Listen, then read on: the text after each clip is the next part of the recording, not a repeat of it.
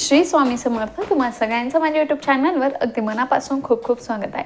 आजचा दिवस तुम्हाला शुभ जाओ. स्वामींच्या कृपेने तुमच्या सगळ्यांच्या चांगल्याच्या पूर्ण हीच मी स्वामीचरणी प्रार्थना करते आणि आजच्या व्हिडिओला सुरुवात करते. तर हे बघा, आपण नित्यसेवेमध्ये आपल्या दिनक्रमामध्ये ही मुख्य म्हणजे आपली देवपूजा असते.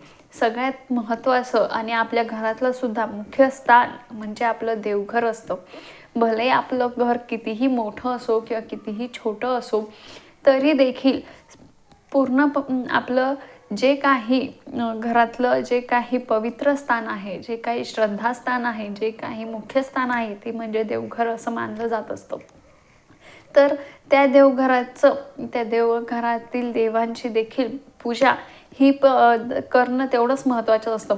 पण आजकालच्या धावपळीच्या जीवनात सगळेजण वर्किंग झालेले आहेत, महिला देखील काही ऑफिसला वगैरे, तर त्यांना सगळ्यांनाच हे आजकाल धावपळीच्या जीवनात आहे ना, सगळ्यांनाच देवपूजा करणं हे काही शक्य नाही आहे. आणि त्यामुळे जर देवपूजा आपण केली नाही ना तर त्याचे दोष आपल्या घराण्याला लागत असतात आणि त्याचे नकारात्मक परिणाम जे असतात ते आपल्याला तितकेच भोगावे लागत असतात. आपल्या दैनंदिन जीवनामध्ये आपली संकट हे वाढत जात असतात, आपल्या अडचणी हे वाढत जात असतात. त्यामुळे आपल्याला अशी कुठली देवपूजा करायची आहे, आपल्याला कोरडी देवपूजा कशी करायची आहे ज्याने आपल्या घराण्याला हे दोष देखील लागणार नाही आणि आपल्या संकटांमध्ये, आपल्या घरातील नकारात्मकतेमध्ये काही वाढ होणार नाही. तर तेच आपण आज या व्हिडिओमध्ये बघणार आहोत. तर व्हिडिओ स्किप न करता बघा, म्हणजे तुम्हाला पूर्णपणे माहिती मिळेल आणि तुमच्या मनामध्ये कुठल्याही प्रकारचा डाऊट राहणार नाही. तरी देखील काही डाऊट राहिला तर नक्की तुम्ही मला कमेंट बॉक्समध्ये विचारू शकता. मी तुमच्या कमेंटचं उत्तर हे नक्की देईन.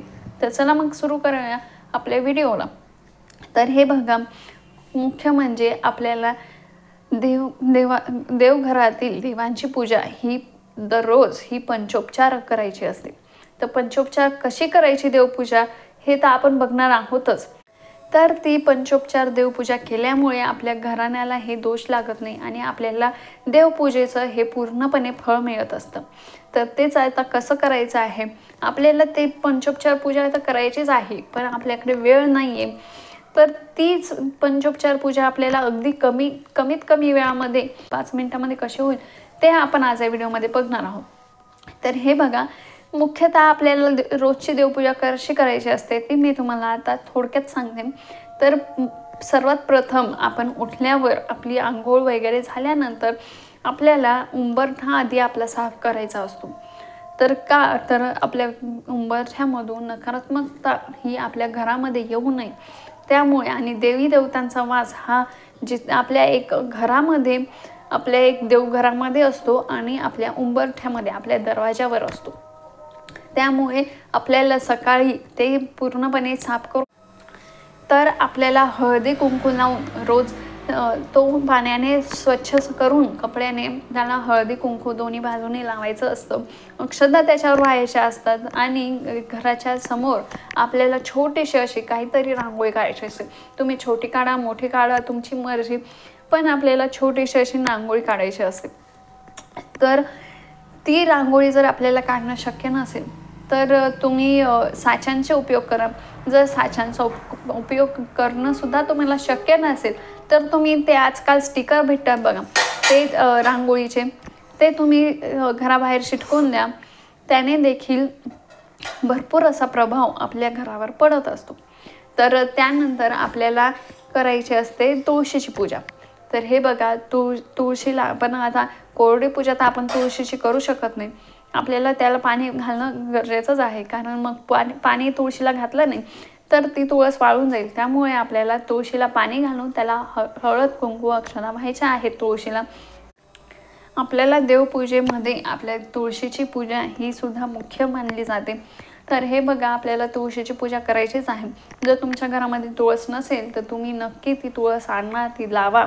कारण तुळस ही पाहिजे म्हणजे पाहिजे, ही एक अशी गोष्ट आहे जी आपल्या घरामध्ये ही पाहिजे म्हणजे पाहिजे फिक्समध्ये. तर आपल्याला सूर्याला अर्घ्य द्यायचं असतं. सूर्याला अर्घ्य देताना आपल्याला त्या पाण्यामध्ये हळद कुंकू अक्षता टाकायच्या असतात. फूल देखील तुम्ही टाकू शकता तुमच्याकडे अवेलेबल असेल तर. नाहीतर तुम्ही अष्टगंधसुद्धा त्यामध्ये टाकू शकता, त्यामध्ये हरकत नाही. आणि आपल्याला पूर्व दिशेला तोंड करून आपल्याला सूर्याला अर्घ्य द्यायचं असतं. जर तुम्हाला सूर्याचे 12 नावं येत असतील तर आपल्याला सूर्याचे 12 नावं घेऊन आपल्याला अर्घ्य द्यायचं असतं सूर्यदेवाला. नाहीतर तुम्ही फक्त ओम सूर्याय देवाय नमः म्हटलं तरी देखील चालेल, त्यामध्ये काही हरकत नाही. त्याचाच आपल्याला जाप करायचा आहे ते अर्घ्य देताना. तर त्यानंतर आपल्याला देवपूजेला सुरुवात करायची असते. तर देवपूजा करताना आपल्याला पंचोपचार पूजा करायची असते. म्हणजे कसं, तर हे बघा, आपल्याला पूर्ण देव काढून आपल्याला त्यांना स्वच्छ अंघोळ घालायचे असते देवांना, आणि ते पुन्हा त्यांना पुसून वगैरे ठेवून आपल्याला त्यांचे कपडे जे काय आहेत ते बदलून त्यांना पुसून देवारा वगैरे स्वच्छ करून आपल्याला त्यांना पुसून ठेवायचं असतं. आणि तर तुम्हाला तेवढं करण्याचा आता सगळ्यांनाच वेळ असतो असं नाही. तर तुम्ही आपल्याला मुख्यतः सगळ्यात प्रथम हा देवाला दिवा लावायचा आहे. तुम्ही भलेही तुमच्याकडे वेळ नसेल तरी आपल्याला देवाऱ्यामध्ये हा दिवा लावायचा म्हणजे लावायचाच आहे. आणि सर्वात प्रथम आपल्याला त्या दिव्याची पूजा करायची आहे.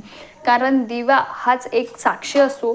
दिवा का बरं आपण अगोदर लावत असतो, कुठलीही सेवा करताना म्हणा किंवा कुठलीही पूजा करताना आपल्याला सर्वात प्रथम दिवा लावायचा असतो. तर तो का, तर हे बघा, अग्नी आपल्या सेवेचा, आपल्या देवपूजेचा अग्नी हा साक्षी असतो, तोच एक साक्षीदार असतो. त्यामुळे आपल्याला अगोदर दिवा पेटवण्याचं आपल्याला सांगितलं जातं. आपल्याला सगळ्यात अगोदर दिवा पेटवायचा असतो.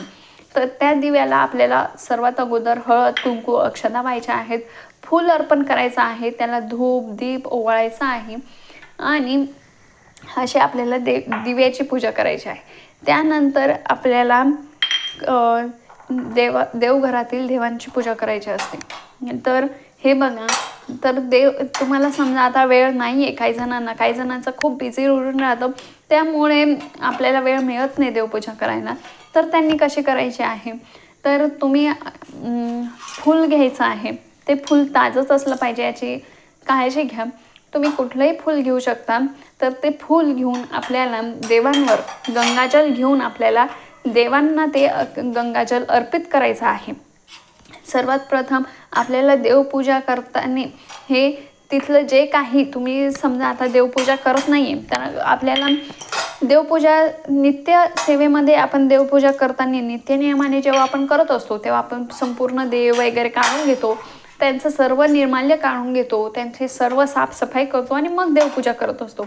पण आता आपल्याला तेवढा टाईम नाही आहे, तर आपल्याला हे फूल घेऊन आपल्याला ते गंगाजल त्या फुलावर लावून आपल्याला ते देवांना समर्पित करायचं आहे. आणि तिथलं जे काही निर्माल्य आहे, तुम्ही आदल्या दिवशी जे काही फुलं वगैरे वाहिले असतील तर ते आपल्याला काढून टाकायचे आहेत. ते निर्माल्य आपल्याला त्या ठेवायचं नाही, ही चूक आपल्याला करायची नाही. तर हे बघा, कारण निर्माल्य जे काही शिळी फुलं असतात ना, तर ते जास्त दोष निर्माण करत असतात, ते जास्त नकारात्मकता निर्माण करत असतात. त्यामुळे आपल्याला देवाऱ्यामध्ये आपले चुकूनही ते निर्माल्य हे जसंच्या तसं ठेवायचं नाही. ते निर्माल्य सर्वात अगोदर काढायचं आहे. त्यानंतर आपल्याला देवांना सगळ्या आपल्या गंगाजल समर्पित करायचं आहे. आणि तुम्ही जर तुमच्या देवाऱ्याला जर धूळ वगैरे झाली असेल तर तुम्ही ते एखाद्या कपड्याने झटकून वगैरे घेऊ शकता, त्यामध्ये काही हरकत नाही. त्यानंतर आपल्याला आता हे पण व्हायचं असतं. त्यानंतर आपण नित्यक्रमामध्ये आपल्या देवांना आंघोळ घातल्यानंतर, त्यांना शुचिभूत केल्यानंतर, त्यांची स्थापना केल्यानंतर आपण त्यांना हळद कुंकू अक्षता अर्पण करत असतो, अष्टगंध अर्पण करत असतो. तर आपल्याला आता लवकरात लवकर देवपूजा करायची आहे, तर तेव्हा तुम्ही त्या देवांना हे हळद कुंकू आपण वरूनच अर्पण करू शकतो. आपल्याला जास्त वेळ न घालवता त्याच्यामध्ये. पण ते हळद कुंकू अक्षता अर्पण करताना याची काळजी घ्यायची आहे की आपला देव्हारा त्यामुळे खराब होणार नाही, किंवा आपल्या देवांचे जे काही वस्त्र आहेत ते खराब होणार नाही याची आपल्याला सर्वात अगोदर काळजी घ्यायची आहे. कारण जर त्यांचे वस्त्र वगैरे खराब झाले ना, तर ते अगदी वाईट दिसतं आणि त्यातून मग नकारात्मकता निर्माण होत असते. तिथल्या पसाऱ्यामधून. त्यामुळे आपल्याला तिथे कुठल्याही प्रकारचा खराब होणार नाही, कुठलंही कपडे वगैरे किंवा तिथे कुठल्याही प्रकारची अशी घाण होणार नाही, याची आपल्याला काळजी घ्यायची आहे, जर तुम्ही लवकरात लवकर देवपूजा करण्याचा हा प्रयत्न करणार आहात तर.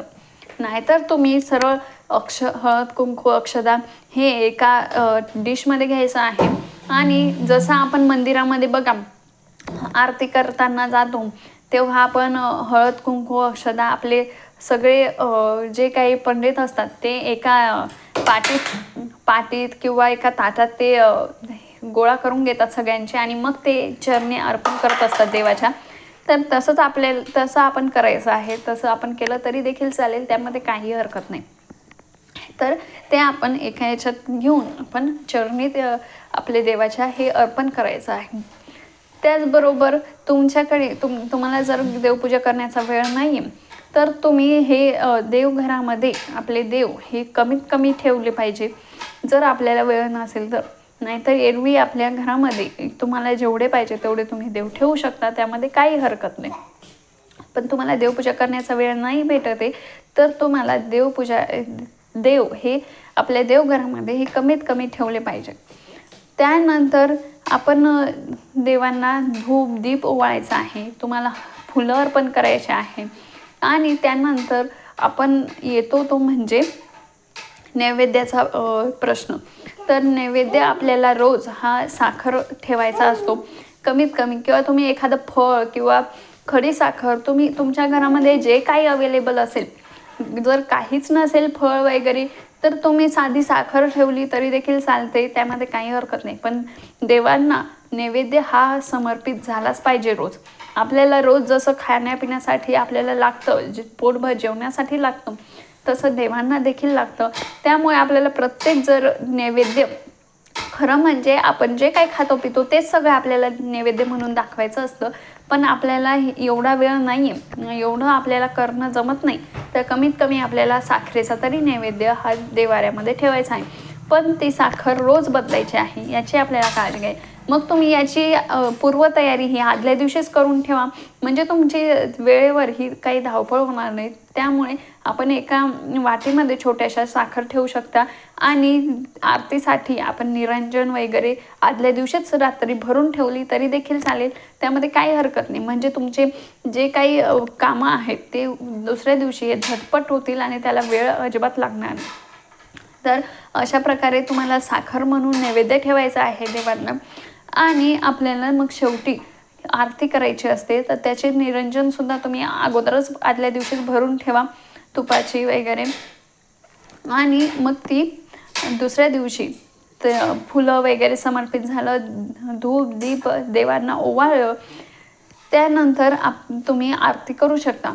तर आरती करताना ही सर्वात प्रथम आपल्याला गणपतीची करायची आहे आणि त्यानंतर तुम्ही जे कोणी तुमचे कुलदैवत असेल किंवा आराध्य दैवत असेल, तुम्ही ज्यांना मानत असाल त्यांची देखील तुम्ही आरती करू शकता किंवा तुम्ही वाराप्रमाणे सुद्धा आरती करू शकता, त्यामध्ये काही हरकत नाही. त्याचप्रमाणे तुम्हाला देवासमोर ही रांगोळीसुद्धा काढण्याला तितकंच महत्त्व आहे. हे सुद्धा पंचोपचार पूजेमध्ये हा एक भागसुद्धा आहे रांगोळीचा. देवपूजेचं देवाऱ्यासमोर आपल्याला रांगोळीसुद्धा काढायची आहे. जर तुम्हाला रांगोळी रोज बदलणं शक्य असेल तर तुम्ही 7 वाराच्या ज्या रांगोळ्या भेटतात वारानुसार त्या तुम्ही काढू शकता. जर तुम्हाला रांगोळी बदलण्या इतका सुद्धा टाईम नाही आहे तर तुम्ही असा कुठलाही साचा घेऊन या ज्याची रांगोळी तुम्हाला रोज बदलावी लागणार नाही, असा तुम्ही कुठलाही साचा घेऊ शकता. असे भरपूर असे साचे मार्केटमध्ये अवेलेबल आहेत तुमच्या पद्धतीने, तर तसं देखील तुम्ही करू शकता.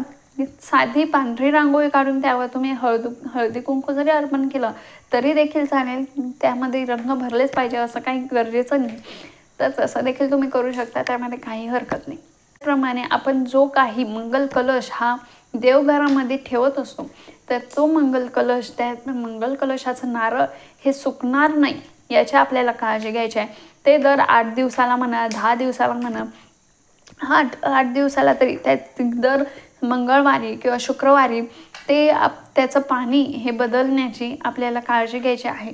कारण सगळ्यात जास्त दोष त्या पाण्यामुळे सुद्धा लागतात, कारण ते पाणी जसल्या तसं राहिलं की ते नारळ हे कोरडं पडून जातं आणि त्या नारळाला मग काही वेळेस कोंब देखील फुटतो किंवा तडा जातो.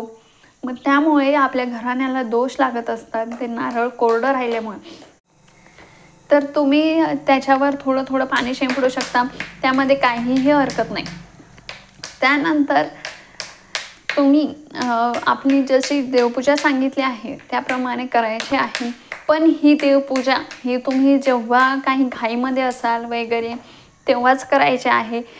रोज रोज ही देवपूजा करण्याची अशी सवयच नका लावून घेऊ, कारण जेव्हा तुम्हाला वेळ असेल, जेव्हा तुम्हाला वेळ भेटेल, जेव्हा तुम्हाला सुट्टी असेल, तुम्ही जर वर्किंग असाल तर तुम्हाला तेव्हा ही नित्यनियमाने आपली देवपूजा करायची आहे, याची सुद्धा काळजी घ्यायची आहे. तर अशी काही देवपूजा करायची होती जी पंचोपचार होती आणि जी केल्याने आपल्याला घराण्याला ही दोष देखील लागत नाही आणि देवपूजा देखील होते. त्यामुळे आपल्याला अशी देवपूजा आपण जेव्हा घाईमध्ये असू, गडबडीमध्ये असू, तेव्हा आपण अशी देवपूजा देखील करू शकतो 5 मिनिटाची. त्याचप्रमाणे तुम्हाला जर श्री अक्कलकोट स्वामी महाराजांचं नित्यदर्शन घेण्याची जर इच्छा असेल तर मी आपल्या याच यूट्यूब चॅनलवर श्री अक्कलकोट स्वामी महाराजांचं नित्य प्रातःकाळची महापूजा दर्शन, त्याचप्रमाणे श्री अक्कलकोट स्वामी समाधी मंदिर वस्त्रालंकार महापूजेचं दर्शन आणि श्री वटवृक्ष देवस्थान अक्कलकोट स्वामी महाराज महापूजा दर्शन मी आपल्या याच यूट्यूब चॅनलवर अगदी शॉर्ट अशा व्हिडिओमध्ये पोस्ट करत असते. तुम्हाला जर बघण्याची इच्छा असेल तर नक्की आपल्या यूट्यूब चॅनलला भेट द्या. संध्याकाळी ठीक 9:30 वाजता. त्यानंतर लगेचच मी स्वामींचा संदेश देखील पोस्ट करत असे, जो आपल्या दुःखमय अंधकारमय जीवनातून आपल्याला सुखाचा आशेचा एक किरण देईल असा तो संदेश असतो. तुम्हाला जर तो देखील बघण्याची इच्छा असेल तर नक्की आपल्या यूट्यूब चॅनलला संध्याकाळी ठीक 9:30 वाजता भेट द्या. झालेली सेवा मी स्वामींच्या चरणी रुजू करते आणि आजचा व्हिडिओ इथेच थांबवते. जर व्हिडिओ आवडला असेल तर लाईक, शेअर आणि सबस्क्राईब करायला विसरू नका. तर चला मग भेटूया अशाच नवनवीन व्हिडिओसोबत. तोपर्यंत श्री स्वामी समर्थ.